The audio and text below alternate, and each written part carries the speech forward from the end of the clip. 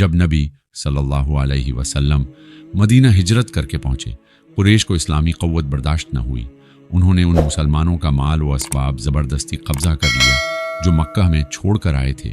इसी दौरान अबू सफियान, कुरैश का सरदार, शाम से मक्का तक तिजारती काफिला ले जा रहा था और खूब माल कमा रहा था।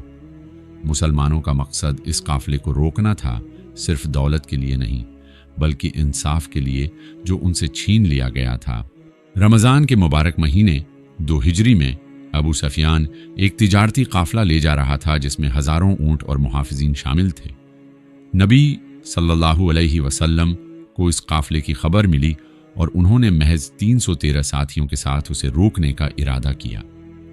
उनके सामान निहायत सादा थे, सिर्फ 70 ऊंट जो साथियों में बांटकर सवारी के लिए इस्तेमाल होते थे, 2 घोड़े और बहुत कम हथियार। उनका असल मकसद जंग करना न था, मगर अल्लाह ताला ने तकदीर में एक और फैसला लिख दिया था। अबू सुफियान ने जब मुसलमानों के इरादे की खबर पाई तो फौरन मक्का को पैगाम भेजा। कुरैश के सरदार अबू जहल, उतबा बिन रबिया, शैबा बिन रबिया और दीगर 1000 से ज्यादा सिपाही जमा कर लाए। उनके साथ 600 जंगी लिबास, 100 घोड़े और मकमल साज व सामान तैयार था। उनका असल मकसद सिर्फ काफिले की हिफाजत न था बल्कि मुसलमानों और मदीना को पूरी तरह तबाह कर देना था।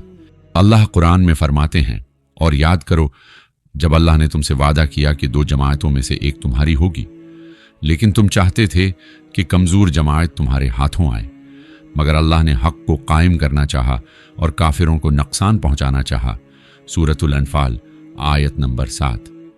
मुसलमान समझ रहे थे कि शायद सिर्फ काफिला रोकना होगा, लेकिन अल्लाह ने तकदीर में लिखा था कि उन्हें कुरैश के सिपाहियों का सामना करना होगा ताकि ये हकीकत वाज़ेह हो जाए कि जीत सिर्फ और सिर्फ अल्लाह की मदद से मुमकिन है। नबी सल्लल्लाहु अलैहि वसल्लम सिर्फ 313 साथियों के साथ मदीना से निकले।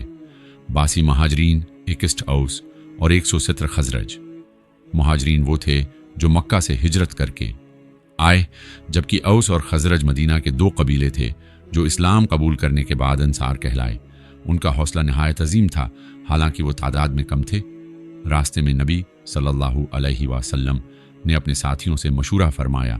उस पर अल-मिक़दाद बिन उमरू ने जज्बाती अल्फाज में अर्ज किया, या रसूलुल्लाह, जहां अल्लाह का हुक्म होगा वहां हम चलेंगे, हम आपके साथ हैं।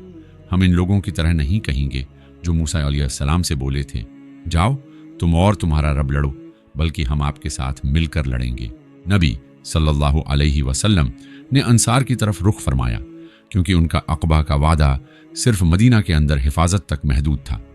उस पर साद बिन मुआज ने अर्ज किया, या रसूल अल्लाह, हमने आप पर ईमान लाया, हमने वादा किया, अल्लाह की कसम, अगर आप हमें समंदर के बीच में ले जाएं तो हम आपके साथ इसमें कूद जाएंगे, हम में से कोई पीछे नहीं हटेगा। उस वादा के साथ पूरी फौज एक जान हो गई। मुसलमान बद्र की वादी में पहुंचे जहां कुछ कनवे और पानी मौजूद था। नबी सल्लल्लाहु अलैहि वसल्लम और साथियों ने रख कर तैयारी शुरू की उस लम्हे के लिए जिसे वो अब तक पूरी तरह नहीं समझ पाए थे, इस्लामी तारीख की पहली फैसला कन जंग के लिए।